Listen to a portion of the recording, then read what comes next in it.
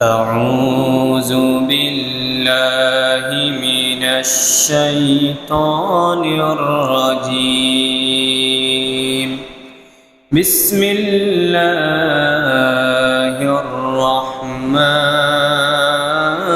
الرحيم ولقد آتينا لقمان الحكمة أن اشكر لله ومن يشكر فإنما يشكر لنفسه ومن كفر فإن الله غني حميد وقال النبي صلى الله عليه وسلم لو أن أحدكم يعمل في صخرة صماء ليس لها باب ولا كوة يخرج عمله للناس كائنا مكان إن الله وملائكته يصلون على النبي يا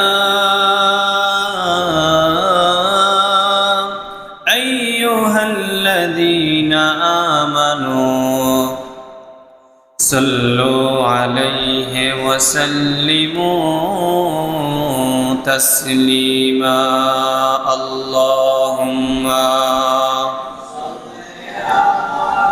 سيدنا مولانا محمد وعلى آل سيدنا مولانا সম্মানিত মুসল্লিয়ানে কেরাম, আমরা গত কয়েক সপ্তাহ ধরে যে বিষয়টার উপর কথা বলতেছি সেটা হলো সন্তানের অধিকার। ইসলামের মধ্যে এর অনেক গুরুত্ব রয়েছে, ফজিলত রয়েছে। আমরা কয়েকদিন আলোচনার মাধ্যমে সেটা আমরা কিছুটা হলো জানতে পেরেছি, উপলব্ধি করেছি। তারই ধারাবাহিকতা আমরা আজকেও আলোচনা করব সন্তানের অধিকার নিয়ে। আমরা গত সপ্তাহ যেটা নিয়ে আলোচনা করেছিলাম সংক্ষিপ্ত আকারে, সেটা হলো লোকমান হাকিম তার সন্তানকে যে 10টা উপদেশ দিয়েছেন, সেই 10টা উপদেশের মধ্য থেকে আমরা শুধুমাত্র একটা উপদেশ তাও অল্প একটু আলোচনা করেছি, সেটা হলো শিরক। আল্লাহ তাআলা লোকমান হাকিমকে হিকমত দান করেছেন, প্রজ্ঞা দান করেছেন। ওই প্রজ্ঞার মাধ্যমে লোকমান হাকিম তার সন্তানকে অনেকগুলো উপদেশ দিয়েছেন। তার মধ্যে প্রধান 10টা উপদেশ আল্লাহ তাআলা কোরআনে আমাদেরকে শিক্ষা নেওয়ার জন্য দিয়েছেন, যাতে আমরা আমাদের সন্তানগুলোকে সেই সকল ওসিয়তগুলো, সেই সকল উপদেশগুলো করতে পারি।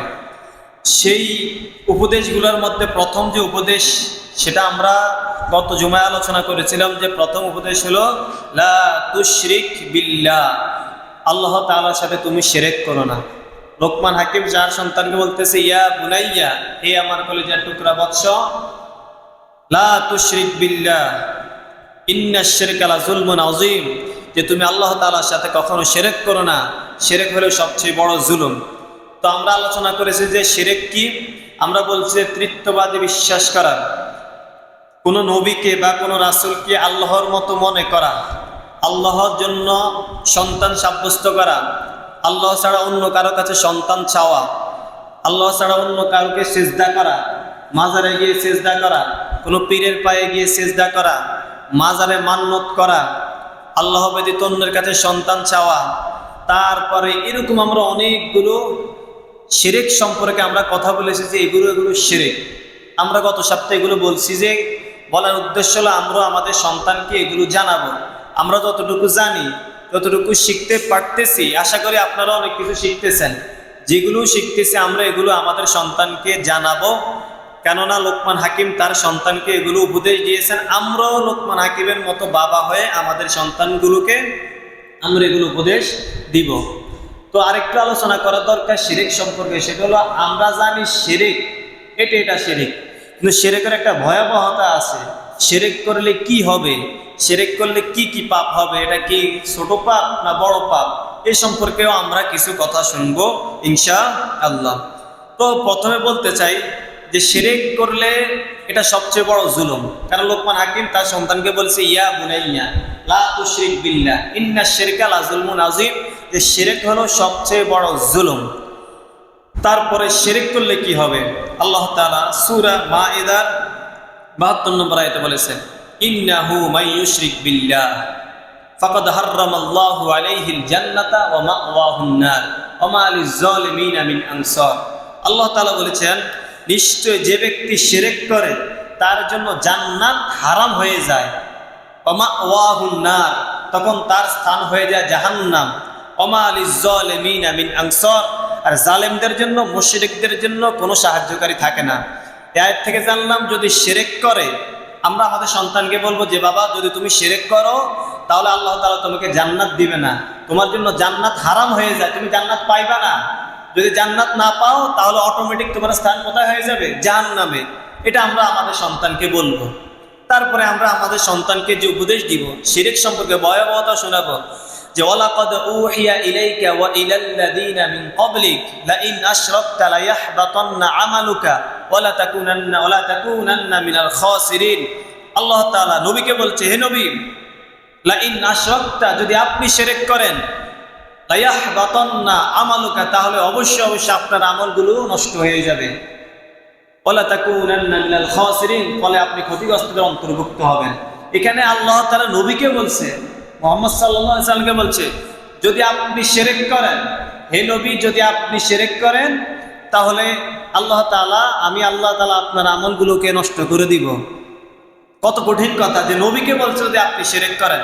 নবী কখনো শিরক করে নাই, এটা সন্দেহ করা যাবে না, তবে আমাদের শিক্ষার জন্য আল্লাহ তাআলা এই কথাটা বলেছেন। তারপর আল্লাহ তাআলা বলেছেন, ইন্নাল্লাহা লা ইয়াগফিরু আন ইউশরাকা বিহি ويغفر ما دون ذلك لمن يشاء ومن يشرك بالله فقد افترى إثما عظيما। আল্লাহ তাআলা বলেন সূরা নিসার 48 নম্বর আয়াতে বলেছেন, নিশ্চয় ইন্নাল্লাহা, নিশ্চয় আল্লাহ তাআলা লা ইয়াগফিরু, ক্ষমা করেন না, আইয়ুশরাকা বিহি, যে ব্যক্তি তার সাথে শিরক করে, ওয়াগফিরু মা দুনা যালিকা, এছাড়া আল্লাহ তাআলা শিরকের নিচে যদি কোনো গুনাহ করে থাকে আল্লাহ তাআলা চাইলে সেটা ক্ষমা করে দিতে পারেন। ওয়া মান ইউশরিক বিল্লাহি ফাকাদ ইফতারা ইসমান আযীমা, আর যে আল্লাহর সাথে শিরক করে সে অবশ্যই মহাপাপ রচনা করে। মূলত শিরকের যে ভয়াবহতা, এটা যদি আমরা বুঝতে পারি, আমাদের সন্তানদেরকে বুঝাইতে পারি, তাহলে আমাদের সমাজ থেকে শিরক অটোমেটিক আস্তে আস্তে কি হয়ে যাবে, দূর হয়ে যাবে, চলে যাবে। আমরা যদি একটা জেনারেশন যদি এই শিরক থেকে দূরে থাকতে পারি, পরবর্তী জেনারেশন এই শিরকের ধারে কাছেও আসতে পারবে না। এই জন্য আমাদের উচিত আলোচনা থেকে শিক্ষা নিয়ে আমাদের সন্তানদেরকেও এই শিরক সম্পর্কে অবহিত করা, যে এই কাজ করলে শিরক করলে এই গুনাহ হবে। যদি কোনো কিছুর ভয়াবহতা জানা হয় এবং সেটা সম্পর্কে যদি আমরা একটু উপলব্ধি করতে পারি, যেটা এটা করলে এই বিপদ আসতে পারে, জাহান্নামে এই ক্ষতি হবে, পরকালে এই ক্ষতি হবে, তাহলে বুদ্ধিমান লোক তখন শিরক থেকে বা গুনাহের কাছ থেকে দূরে থাকবে। তো লোকমান হাকিমের প্রথম উপদেশ দিল শিরক করবা না, তার সন্তানকে বলছে। 2 নম্বর উপদেশ যেটা দিয়েছে সেটা হলো যে এভাবে বলতেছে, হে আমার বৎস শোনো, তুমি যদি কোনো খারাপ কাজ করো অথবা কোনো ভালো কাজ করো, আর সেই ভালো কাজ অথবা খারাপ কাজ যদি তুমি পাথরের ভিতরে গিয়ে করো, অথবা আসমানের কোনো জায়গায় গিয়ে করো, অথবা জমিনের কোনো জায়গায় গিয়ে যদি তুমি ভালো কাজ অথবা খারাপ কাজ করো, ওই ভালো কাজ অথবা খারাপ কাজটা আল্লাহ তাআলা কিয়ামতের দিন উপস্থাপন করবেন, নিয়ে আসবেন।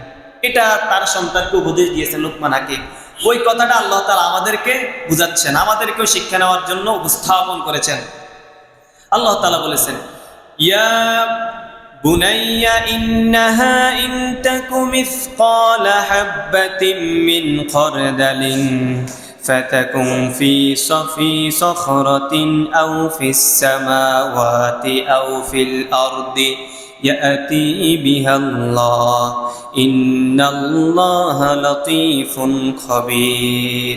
আল্লাহ তাআলা বলেছেন, ইয়া বুনাইয়া, হে আমার কলিজার টুকরা বৎস। আল্লাহ তাআলা কি লোকমান হাকিম কি সুন্দর করে সম্বোধন করছে তার সন্তানকে, হে আমার বৎস, এদিকে আসো, বাবাজি এদিকে আসো। আব্দুর রহিম বলে ডাক দেয় নাই, তারপরে আব্দুল করিম বলে ডাক দেয়, নাম ধরে আপনার ডাক দেয় না, একটু সুন্দর করে যাতে ছেলে বুঝে, নরম ভাবে বুঝাচ্ছে যে বাবা এদিকে আসো শুনো।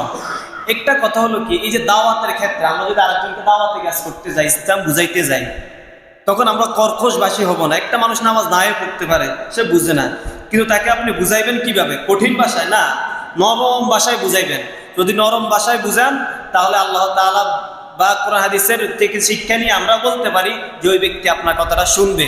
যেমন আমি আপনাকে একটা যদি উদাহরণ দিই, আমরা যখন বিল্ডিং করি, বিল্ডিং করার পর যে দেওয়াল করি, ইট অনেকগুলো একসাথে করি, ইট একটার সাথে আরেকটা জোড়া দেয় কি কিসের মাধ্যমে? সিমেন্টের মাধ্যমে। প্রথম যখন জোড়া দেয় তখন সিমেন্টের মধ্যে পানি দেওয়া হয়, তখন যে সিমেন্টটা এটা নরম থাকে, নরম থাকার পরে এই নরম জিনিসকে দিয়ে আমি দুইটা শক্ত জিনিস কিছু নরম জিনিসকে দিয়ে একসাথে কি অ্যাডজাস্ট করতেছি। এই নরম জিনিস কিন্তু এক পর্যায়ে যখন এটা শুকায় তখন এটা কঠিন শক্ত হয়ে যায়।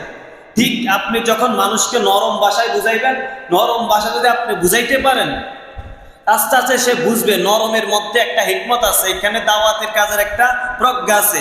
যদি সে নরম, আপনি যখন নরম হবেন সে আপনার কথা শুনবে, এরকম আপনি নরম, উনিও আপনার কথা শুনতেছে, তো আপনাদের মধ্যে একটা বন্ডিং এমনভাবে তৈরি হবে এটা খুব শক্ত হবে, সেটা ভাঙবে না। যেমন সিমেন্টের মাধ্যমে যেমন দুইটাই খুব শক্তভাবে তৈরি হয়ে যায়, নরম জিনিস শক্ত করে ফেলায়, এরকম আমার আপনার ব্যবহার, আচার ব্যবহার যদি সুন্দর হয়, রূঢ় না হয়, নরম হয়, তাহলে আমাদের মাঝে দাওয়াতি কাজের ক্ষেত্রে যিনি নামাজ পড়ে না বা যিনি রোজা রাখে না, যিনি ইসলামী হুকুমাত মানে না, ওনার সাথে আমাদের একটা সম্পর্ক ভালো তৈরি হবে। আপনার উপর অনেক জুলুম আসতে পারে, অত্যাচার আসতে পারে, আমরা নিরাশ হব না। কারণ রাসূলুল্লাহ সাল্লাল্লাহু আলাইহি সাল্লাম যখন দাওয়াতি কাজ করতে গিয়েছেন, মক্কার কাফের মুশরিকরা তাকে অনেক তহমত দিয়েছেন। কবি বলেছেন, জাদুকর বলেছেন, নামাজ পড়তেছেন, ওটে নারে বড়িয়ে এসে এনে তার গায়ে দিয়ে দিয়েছেন। কিন্তু রাসূলুল্লাহ সাল্লাল্লাহু আলাইহি সাল্লাম সেখান থেকে নিরাশ হন নাই, তায়েফের ময়দানে গিয়েছেন, ভালোভাবে গিয়েছেন, কিন্তু যখন তিনি লা ইলাহা ইল্লাল্লাহ দাওয়াত দিয়েছেন, তখন তারা নবীজির পিছনে শিশুদেরকে নিয়ে দিয়েছে, পাথর মারা শুরু করছে। তখন জিবরাইল বলছে, আপনি একটু আমাকে বলেন, আমি তাদেরকে পিষ্ট করে তাদেরকে শেষ করে দেই। রাসূল বলছেন, না, আমি তাদের প্রতি বদদুয়া দিব না, হয়তো তারা জানে না, এই জন্য তারা এই কাজ করতেছে। আল্লাহ তাআলার রাসূল এত সুন্দর দাওয়াতের সিস্টেম আমাদেরকে শিখিয়ে দিয়েছেন যে আমরা রূঢ়ভাষী হব না, আমরা নরম যে আমাদের কোমলতা সেটা আমরা প্রকাশ করব। সেইভাবে লোকমান হাকিম তার সন্তানকে বুঝাচ্ছেন, ইয়া বুনাইয়া, এদিকে আসো শুনো। কি শুনবা? 2 নম্বর যে ওসিয়ত করেছে, 2 নম্বর যে উপদেশ দিয়েছে সেটা হলো, ইন্নাহা লান তাকু মিসকালা হাববাতিন মিন খারদালিন, যদি তুমি কোনো খারাপ অথবা ভালো কাজ সেটা শস্য পরিমাণ করো, শস্য পরিমাণ যদি তুমি ভালো কাজ অথবা খারাপ কাজ করো, ফাতাকুম ফি সখরাতিন, যদি সেই ভালো কাজ অথবা খারাপ কাজটা কঠিন সেই শক্ত পাথরের মধ্যে গিয়ে করো, আও ফিস সামাওয়াতি, অথবা আসমানে গিয়ে করো, আও ফিল আরদি, অথবা জমিনের কোন জায়গায় তুমি লুকিয়ে লুকিয়ে ওই ভালো কাজ অথবা খারাপ কাজ করো, ইয়াতি বিহাল্লাহ, আল্লাহ তাআলা সেটা কিয়ামতের দিন তোমার সামনে এনে উপস্থিত করাবেন। ইন্নাল্লাহা লাতীফুন খবীর, নিশ্চয় আল্লাহ তাআলা হলেন সূক্ষ্মদর্শী এবং খবীর, সব কিছুর খবর আল্লাহ তাআলা জানেন। এই উপদেশটা আমরা আমাদের সন্তানকে দিব। আপনার সন্তান একটা খারাপ কাজ করতে পারে, একটা গুনাহের কাজ করতে পারে, আপনি তাকে ধমক দিবেন না, তাকে বুঝাবেন যে দেখো তুমি যদি এই কাজটা করো, আল্লাহ তাআলা কিন্তু তোমার এই গুনাহের কাজটা কিয়ামতের ময়দানে সবাই সামনে উপস্থাপন করবে, সেদিন তুমি লজ্জিত হবে। এরকম আমরা আমাদের সন্তানকে বুঝাবো। আবার আপনার সন্তানরা যদি একটা মানুষকে সালাম দিচ্ছে, আপনি তাকে ফজিলত শোনাইবে, দেখো তুমি যে সালাম দিয়েছো, আল্লাহ তাআলা তোমাকে 90টা নেকি দিবে, এটা তুমি কিয়ামতের ময়দানে সব মুসলমানদের সামনে উপস্থাপন করবে। এই যে তাকে ভালো দিকেও বলতেছেন, খারাপ দিকেও বলতেছেন, এরকম উপদেশ লোকমান হাকিম তার সন্তানকে দিয়েছে। তো এই উপদেশটা আমরা আমাদের সন্তানকে দিব। আপনি যদি আপনার একটা সন্তানকে এটা শিখান, আরেকজনের বাবা যদি তার সন্তানকে এই উপদেশটা দেয়, আপনার পাশের ঘরের আরেকটা বাবা যদি তার সন্তানকে দেয়, এরকম আমাদের বাড়ির মধ্যে সমস্ত সন্তানগুলো একটু ভালো কিছু শিখবে। একটা বাড়ি থেকে প্রভাব পেয়ে পেয়ে আবার আরেকটা বাড়ির যাবে। একটা এলাকায় এরকম যদি আমরা তৈরি করতে পারি, তাহলে দেখবেন আমাদের সমাজ থেকে ভালো যে বিষয়গুলো এগুলো স্থাপন হবে, আর খারাপ বিষয়গুলো এগুলো পরিহার দূর হয়ে যাবে। এখান থেকে আমরা এটা শিখবো যে আমরাও আমাদের সন্তানদেরকে কি করব, এই ভালো কাজের ক্ষেত্রে উৎসাহ দিব, আর খারাপ কাজের ক্ষেত্রে ভয়াবহতা বুঝাবো। তারপরে এই সম্পর্কে আল্লাহ তাআলা সূরাতুজ জিলজালের মধ্যে বলেছেন, ফামাই ইয়া'মাল মিসকালা যাররাতিন খায়রান ইয়ারা ওয়া মান ইয়া'মাল মিসকালা যাররাতিন শাররান ইয়ারা। আল্লাহ তাআলা বলছেন, কেউ দুনিয়ার মধ্যে যদি কেউ জাররা পরিমাণ ভালো কাজ করে, জাররা পরিমাণ ভালো কাজ করে, সেটাও কিয়ামতের ময়দানে দেখানো হবে।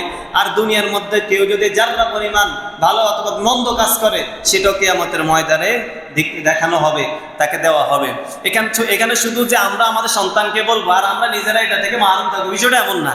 আমরা আমল করব, আমাদের দেখা দেখে আমাদের সন্তানরাও আমল করবে এবং তাদেরকে বুঝাবো। তো এখান থেকে আমরাও শিক্ষা নিব যে আমরা যদি দুনিয়া কোথায় থাকি, কি কাজ করি, আমাদের সমাজের মধ্যে যারা আমাদের দায়িত্বশীল থাকে, বিভিন্ন এমপি, মন্ত্রী, চেয়ারম্যান, মেম্বার যারা আছে, দেশ থেকে অনেক কিছু বাজেট হয় জনগণের জন্য, কিন্তু তারা গোপনে মনে করতেছে জনগণ তো কিছু দেখতেছে না, আমরা এটা শেষ করে দিই। আমি জানতাম না, গতবার এই যে রমজানের সময় যে বলা হয়েছে সৌদি আরব থেকে খেজুর আসে রমজানের সময়, আমি জানতাম না এটা, আমি গতবার জানছি। কিন্তু এত বছর এটা যে এতভাবে লুকানো হয়েছে আমরা তো জানতাম না, বা জনগণকে ওনারা জানায় নাই বিষয়টা আর কেমন। কিন্তু আমাদের উচিত যে সে যাই করুক, আমি অন্তত এই কাজটা করবো না, আমরা এটা থেকে বাধা দিব। খারাপ কাজ যারা করে এদেরকে বাধা দিব, সামনে আসতে সে বিষয়টা আলোচনা। তো আমরা এটা স্মরণ রাখবো যে না, কেউ দেখে না, আল্লাহ তাআলা দেখতেছে আমি যে খারাপ কাজ করতেছি, আমি যে গুনাহের কাজ করতেছি, আল্লাহ তাআলা দেখতেছেন। মূলত আমাদের মধ্যে আল্লাহ তাআলার তাকওয়া, ভয়, যে গুনাহের যে জাহান্নামের যে ভয়, সেটা আমাদের অন্তরে নাই, এই জন্য আমরা গুনাহের কাজ করি। যদি আমাদের অন্তরের মধ্যে গুনাহের যে জাহান্নামের যে ভয়াবহতা সেটা যদি আমরা বুঝতাম, তারপর যদি আমাদের অন্তরে থাকতো, তাহলে আমরা গুনাহের কাজ করতাম না। তাহলে আমরা 1 নম্বর যে উপদেশ দিয়েছে সেটা হলো শিরক করো না। 2 নম্বর যে উপদেশ দিয়েছে সেটা হলো কি, তুমি খারাপ কাজ বা ভালো কাজ যাই করো, এটা আল্লাহ তাআলা দেখতেছেন, আল্লাহ তাআলা তোমাকে কিয়ামতের ময়দানে পুরস্কার দিবেন অথবা শাস্তি দিবেন। এটা আমরা আমাদের সন্তানকে বুঝাবো। এই সম্পর্কে একটা হাদিস রাসূলুল্লাহ বলেছেন, যে হাদিসটা আবু সাঈদ খুদরি রাদিয়াল্লাহু তাআলা আনহু বর্ণনা করেছেন। তিনি বলেন, রাসূল সাল্লাল্লাহু আলাইহি ওয়াসাল্লাম বলেছেন, লাউ আন্না আহাদাকুম ইয়া'মালু ফি সখরাতিন সামাআ, যদি কোনো ব্যক্তি এমন একটি কঠিন শিলার বা কঠিন পাথরের মধ্যে অবস্থান করে, যে পাথরের কোনো দরজাও নাই, কোনো জানালাও নাই, লা কাওয়াবান ইয়াখরুজু আমালুহু লিন-নাসি, সে সেখানে থেকে যদি আমল করে, ওই আমলটা ভালো হতে পারে, খারাপ হতে পারে, কাইনাম মাকানা, তার আমল হুবহু তেমনই আসবে, সেটা যেমনই হোক না কেন। অর্থাৎ এখানে বোঝানো হচ্ছে যে আপনি শিলার মধ্যে, কঠিন পাথরের মধ্য থেকেও, এখানে পাথরের উদাহরণ এই জন্য দিয়েছে, পাথর হলো শক্ত, মানুষ ইচ্ছা করলে এটা ভিতরে ঢুকতে পারে না, কিন্তু আল্লাহ তাআলা এবং রাসূল উদাহরণ দিয়েছে এটা গুরুত্ব বোঝানোর জন্য, যে তুমি যেখানেই থাকো না কেন, পাপ কাজ করো, সেটা আল্লাহ তাআলা কিয়ামতের ময়দানে নিয়ে আসবেন, ভালো কাজ করো, সেটা আল্লাহ তাআলা কিয়ামতের ময়দানে উপস্থাপন করবেন, নিয়ে আসবেন। এই উপদেশটা আমরাও মানবো, আমাদের সন্তানদেরকেও আমরা মানানোর চেষ্টা করবো ইনশাআল্লাহ। 2 নম্বর, 2টা গেছে উপদেশ। 3 নম্বর যে উপদেশটা লোকমান হাকিম তার সন্তানকে দিয়েছেন সেটা হলো, ইয়া বুনাইয়া আকিমিস সালাহ, হে আমার কলেজের টুকরা বৎস, নামাজ কায়েম করো। হে আমার কলেজের টুকরা বৎস, সালাত কায়েম করো। দুঃখজনক হলো সত্য, আমরা আমাদের সন্তানদেরকে কোন মুখে বলবো যে সন্তান আসো বাবা নামাজ পড়তে আসো, কারণ আমরাই তো নামাজ পড়ি না। আমাদের সন্তানদেরকে আমরা কোন মুখে বলবো? আপনার কাছে একটু খারাপ লাগে, কিন্তু আমি তো বারবার বলছি যে আপনারা নামাজ পড়েন, আপনার সন্তান অটোমেটিক নামাজ পড়বে। তারপরেও এখন আপনারা যেটা আলোচনা শুনতেছেন, এখন থেকে শুরু করেন, আল্লাহ তাআলার কাছে মাপ চাইলে আল্লাহ তাআলা মাফ করে দিবেন। আল্লাহ তাআলা রহমান রহিম, আল্লাহ তাআলা দয়ালু, আল্লাহ তাআলা তওবা কবুল করেছেন। তওবা, মানুষের তওবা কবুল করেন। যদি আপনি খাঁটি তওবা করতে পারেন, এখন থেকে শুরু করেন নামাজ। আপনার মসজিদের মধ্যে ফজরের সময় মসজিদে মুসল্লি পাওয়া যায় না, ফজর কি, জোহর, আসর, মাগরিবও তো পাওয়া যায় না।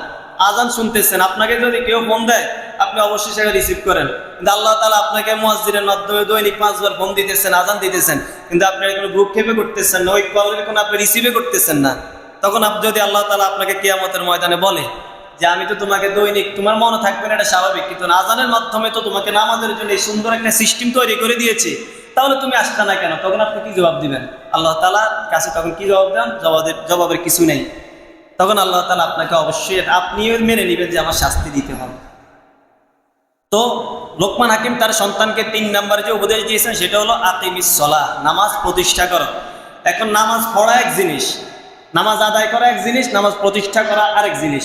নামাজ প্রতিষ্ঠা করার অর্থ হলো, আমি যখন নামাজ পড়তে আসবো, আসার সময় আমি আমার সন্তান, আমার মেয়েকে বলবো তোমরা ঘরে নামাজ পড়ো, আমার স্ত্রী মাকে বোনকে বলবো তোমরা ঘরে নামাজ পড়ো, আর আমরা যারা পুরুষ আছি, আমি মসজিদে আসার সময় আমি সবাইকে নিয়ে আসবো।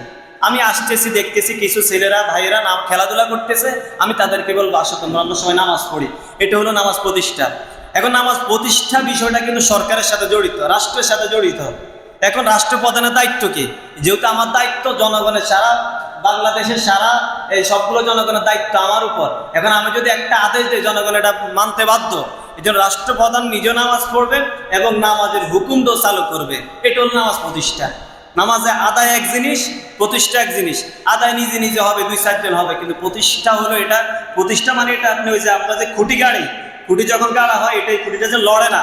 প্রতিষ্ঠা বিষয়ের মধ্যে আমরা সমাজের মধ্যে নামাজ এমনভাবে প্রতিষ্ঠা করব যে জুমার নামাজের মধ্যে মানুষ যেমন উপস্থিত হয়, ফজরের নামাজের সময় মানুষের তেমন উপস্থিত হবে। এটা নামাজ প্রতিষ্ঠা।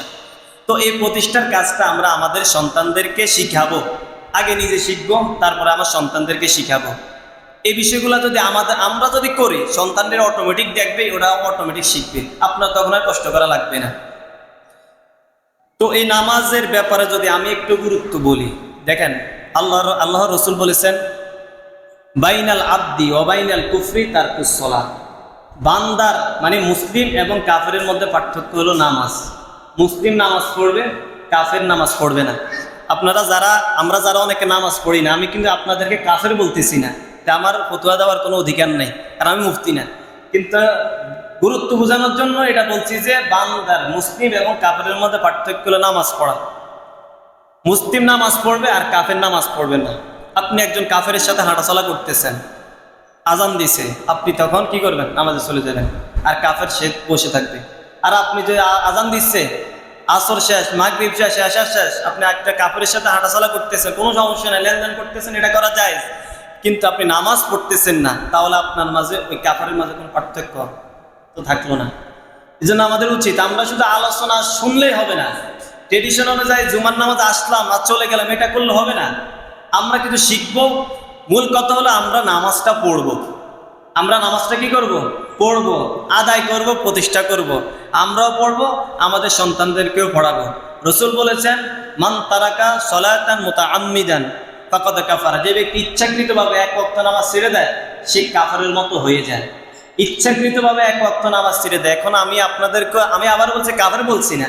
আপনি একটু চিন্তা করেন যে আমি কয় ওয়াক্ত নামাজ এই সপ্তাহের মধ্যে ছেড়েছি। আজকে ফজর নামাজ আমরা কয়জনে পড়েছি? পড়ি নাই, অনেকেই পড়ি নাই।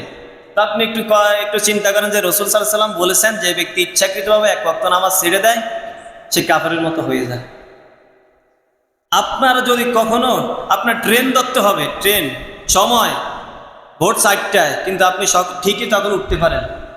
নামাজের সময় মুয়াজ্জিন সাহেব আপনাকে ডাকতেছে, আপনি জানতেছেন, অ্যালার্মও অনেক সময় দিচ্ছেন, অনেক সময় দিচ্ছেন না, কিন্তু আপনি নামাজে আসতেছেন না। তো আপনি নামাজটাকে এক প্রকার উপেক্ষা করতেছেন, এটাকে এনকার করতেছেন, ইনসাল্ট করতেছেন, ইগনোর করতেছেন। কিন্তু আপনি তো দুনিয়ার কাজের জন্য অনেক ব্যস্ত থাকেন। তো মূল কথা হলো, আমরা আলোচনার মূল উদ্দেশ্য হলো আমরা নামাজ পড়বো, আমাদের সন্তানদেরকে আমরা নামাজে নিয়ে আসবো। এটা হলো 3 নাম্বার উপদেশ দিয়েছে। 4 নাম্বার যে উপদেশটা দিয়েছে সেটা হলো ওয়া'মুর বিল মা'রুফ। সন্তান, তুমি ভালো কাজের আদেশ দিবে মানুষদেরকে, ওয়ানহা আনিল মুনকার, আর মন্দ কাজ থেকে মানুষদেরকেও বাধা দিবে। ভালো কাজের আদেশ, সৎ কাজের আদেশ, অসৎ কাজের বাধা, এই জিনিসটা আমাদের সমাজের মধ্যে এখন সবচেয়ে বেশি কম। এই সৎ কাজের আদেশ, সৎ কাজে বাধা, আদেশ অসৎ কাজে বাধা, এই জিনিসটা আমাদের সমাজে একবারে কম। ধরতে গেলে নাই, কয়েকজনে বাধা দেয়, অসৎ কাজের বাধা দিতে গেলে তাদের উপর মুসিবত চলে আসে। এখন আমরা সবাই যদি, সকল মুসলিম যদি সৎ কাজের আদেশ এবং অসৎ কাজে বাধা যদি সকল মুসলিম দিতে পারতাম, দেখতেন সমাজের মধ্যে অশ্লীলতা, বেয়াইপনা, উল্টাপাল্টা কাজ, ইসলামী হুকুমতের বিরুদ্ধে কথা বলা, ইসলামী আইনের বিরুদ্ধে কথা বলার মতো কোনো সাহস কেউ দেখাতে পারতো না। আমার আপনার মুসলিম, আমার আপনার এই যে আমরা নামকা ওয়াস্তে মুসলিমদের জন্যই তো আজকে এই অবস্থা ইসলামের। এই হুজুর বলে ওই দল ভালো, ওই হুজুর বলে ওই দল ভালো। এখন সাধারণ মানুষ বলতেছে আমরা কোন দিকে যাবো? আমি ওই সাধারণ মানুষকে আবার প্রশ্ন করি যে আচ্ছা ঠিক আছে, এই হুজুর এলে এই কথা বলছে, ওই হুজুর ওই কথা বলছে, আপনি আজকে ফজরের নামাজ পড়ছেন কিনা? তখন উত্তর নেই। ইউনিভার্সিটিতে আমার সায়েন্স ফ্যাকাল্টি সম্ভবত আমার এক ভাই বলতেছে, আচ্ছা আমরা তো অ্যারাবিকে পড়তেছি, তো উনি সায়েন্সে পড়তেছে, আমাদেরকে আমার একবার প্রশ্ন করছে, আচ্ছা ভাই বলেন তো, আপনাকে এই হুজুরে কয় এই কথা, ওই হুজুরে কয় এই কথা, এই হুজুরে বলো এই কথা, আমরা কোন কথা মানবো? তো আমি তাকে প্রশ্ন করছি, ভাই আপনি কি আজকে ফজর নামাজ পড়ছেন, গতকালকে ফজর নামাজ পড়ছেন? বলে না, মানে একটু না সুর বলছে আর কি। তো আমি বলছি আপনি কিছুই পড়েন না, নামে ইসলামের প্রাথমিক দাবিগুলো আপনি মেনে চলতেছেন না, আপনি হুজুরে ভুল ধরতেছেন, হুজুরে ভুল ধরতেছেন। হ্যাঁ আমি বলি হুজুরদের মধ্যে সমস্যা আছে, সব হুজুর যে একরকম, বিষয়টা এমন না, এটা অন্য আলোচনা। তো আমি বলতেছি যে আগে আপনি নামাজের ব্যাপারে তো কোনো হুজুরের দ্বিমত নাই, 5 ওয়াক্ত নামাজ সব হুজুরে তো কয় ফরজ, রমজান রোজা সব হুজুরে তো কয় ফরজ, যাকাত তো সব হুজুরে কয় ফরজ, পিতা মাতার খেদমত এটা সব হুজুরে বলে তো ফরজ, এখানে কি আপনার দ্বিমত আছে না? কয় না। কয় আগে আমি বলছি আপনি আগে এটা মানেন, আগে আপনি নামাজ পড়েন, ঠিকমতো ইসলামী হুকুমগুলো আগে পালন করার চেষ্টা করেন, তারপরে আপনি আমাকে বললেন যে হুজুরে এই সমস্যা ওই সমস্যা। ঠিক একই ওয়াজ আপনাদের জন্য। আগে আমরা নিজের আগে নামাজ পড়বো, আগে ইসলামের ফরজ বিধানগুলো, ওয়াজিব বিধানগুলো আগে আমরা মানবো, তারপরে মুস্তাহাব সুন্নত বিষয়গুলো নিয়ে আমরা ঝগড়া করবো। সেটা হুজুরদের ব্যাপার, হুজুররা ঝগড়া করতে পারবে, এটা আরেকটু আলোচনা আসবে ডিপলি।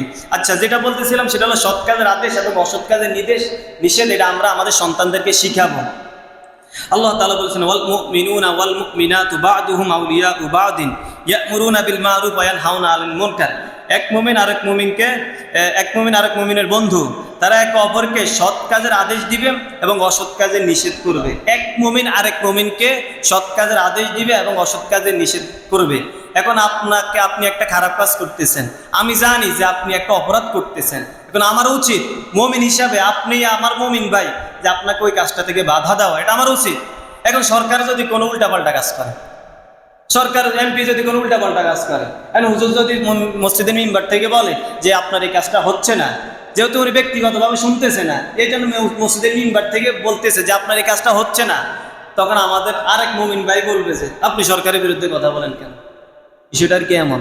যদি আমরা সবাই একই থেকে, সরকার হোক আর সরকার হোক, যেই জনগণ হোক, যদি আমরা সবাই সৎ কাজ যেটা, এটা যদি ভালো মতো বুঝতাম আর অসৎ কাজ যদি ভালো মতো বুঝতাম, বাংলাদেশের মধ্যে এত দল লাগবে না, সরকারি দল লাগবে না, বিরোধী দল লাগবে না, এটা অটোমেটিক দেখতে না, অটোমেটিক চলতো, খেলাফা সিস্টেমে।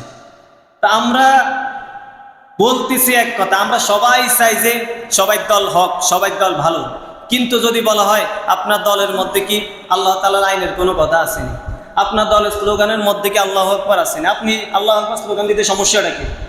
যদি বলা হয় তখন কোনো কথা বলে না। আবার ইসলামী আন্দোলনের বিরুদ্ধেও কথা বলে, আবার যারা ইসলামের কথা বলে তাদের বিরুদ্ধেও কথা বলে।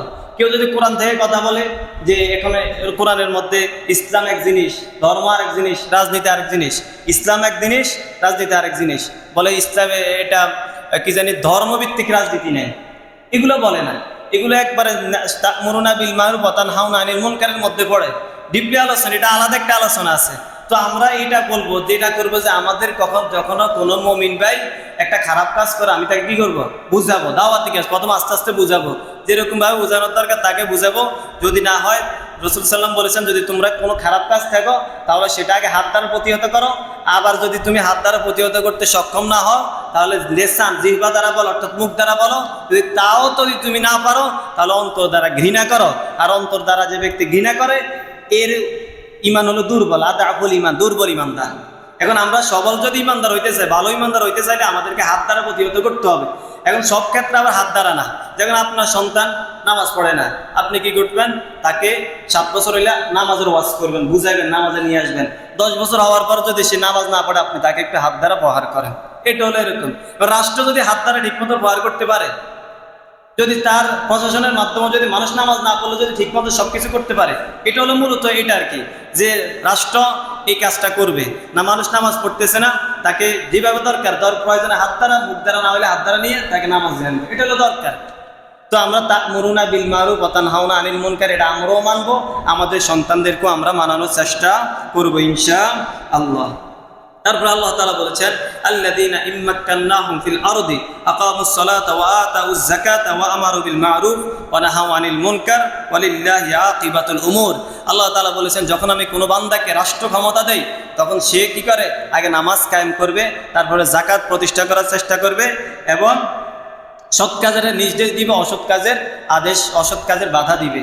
এখন আমরা বাস্তবিক অর্থে যে দল করুক না কেন, সত্যিকার অর্থে আমাদের আজ পর্যন্ত যুদ্ধে, আমাদের স্বাধীনতার পর থেকে যে আশা নিয়ে আমরা স্বাধীনতা আমাদের পূর্বপুরুষরা করেছিল, সেই আশা আসলে আমরা পাই না, সেই কিছু আমরা পাই না। সবাই সবার মতো নিয়ে যাচ্ছে, সবাই সবার পেট পুরাচ্ছে, জনগণের পেট কেউ পুরাচ্ছে না।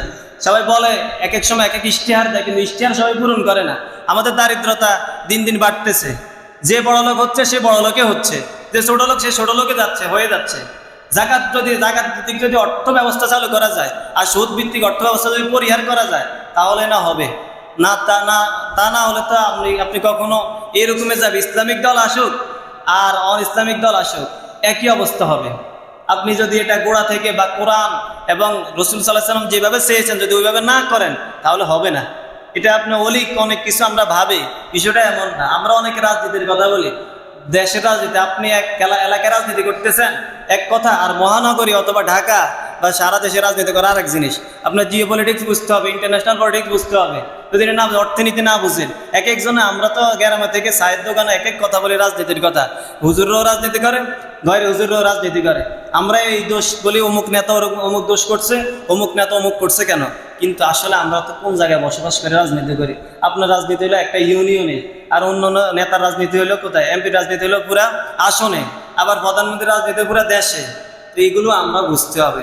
এই জন্য আমরা না বুঝি কথা বলি, সমাজের মধ্যে ঝগড়া সৃষ্টি হয়। মূল কারণ হলে আমরা ইসলাম থেকে দূরে সরে গেছি, কোরআন থেকে দূরে সরে গেছি। অনেক কথা বলে ফেললাম। আমরা মাত্র 4টা উপদেশের কথা বলছি যে লোকমান হাকিম তার সন্তানকে প্রথম উপদেশ দিয়েছে লা তুশরিক বিল্লাহ, শিরক করো না। দ্বিতীয় উপদেশ হলো তুমি ভালো কাজ করো, খারাপ কাজ করো, যেখানেই করো না কেন আল্লাহ তাআলা সেটা কিয়ামতের দিন নিয়ে আসবেন।